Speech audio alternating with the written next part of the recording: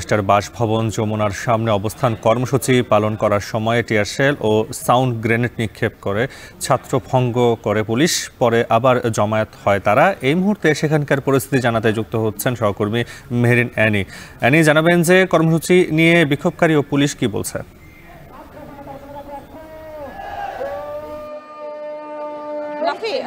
আজকে এখানে আসলে চাকরিতে প্রবেশের বয়সসীমা 35 করার জন্য আন্দোলনকারী যারা আছেন, যারা চাকরি প্রত্যাশীরা আছেন, তারা এখানে এসেছেন এবং এর আগে তারা শাহবাগে ছিলেন এবং সেখান থেকে কিন্তু তারা এই প্রথম উপদেষ্টার বাসভবন যমুনা এসেছেন। আপনাকে যদি আমি একটু দেখাই, এখানে কিন্তু নানা জেলা থেকে শিক্ষার্থীরা এসেছেন যারা আসলে চাকরিতে প্রবেশের জন্য বয়স 35 চাই, তারা কিন্তু এখানে এসেছে এবং তারা যখন এই প্রধান উপদেষ্টার বাসভবনের সামনে জড়ো হয়ে তাদের যে দাবি সেটি তুলে ধরেছিলেন, তখনই কিন্তু যে তাদের অভিযোগ যে তখনই যারা পুলিশ বাহিনী আছেন, আইন শৃঙ্খলা বাহিনী তাদের উপরে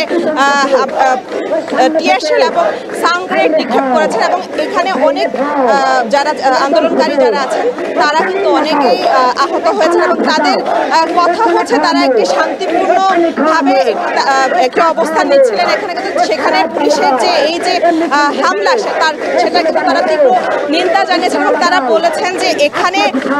এই যে 35-এর যে চাকরির যে দাবি সেটি তারা যৌক্তিক বলছেন এবং তারা বলছেন যে করোনার সময়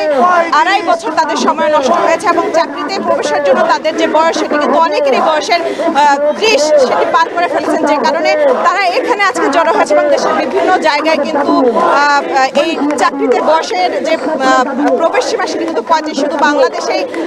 35 করা হচ্ছে না বলে তারা দাবি করে বলেছেন যে এই দাবি না মানা পর্যন্ত তারা কিন্তু এই প্রধান উপদেষ্টার বাসভবনের সামনে অবস্থান করে এবং তারা কিন্তু রাজপথেই থাকবে। এবং এখানে আসার পরে কিন্তু আমরা দেখতে পেয়েছি যে আনসার সেনাবাহিনী, পুলিশ, র্যাব সহ যে আইন শৃঙ্খলা বাহিনী যারা রয়েছে তারা কিন্তু এখানে আসলে কড়া নিরাপত্তা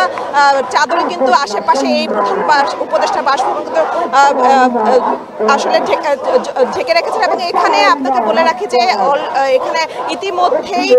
4 জন প্রতিনিধি কিন্তু এখানে পুলিশদের সাথে এবং আইন শৃঙ্খলা বাহিনী যারা আছে তাদের সাথে কথা বলে কিন্তু 4 জন প্রতিনিধি এই 35 প্রত্যাশী যারা আছেন তারা কিন্তু ভেতরে ঢুকেছেন এবং তাদের সাথে কথা বলবে বলে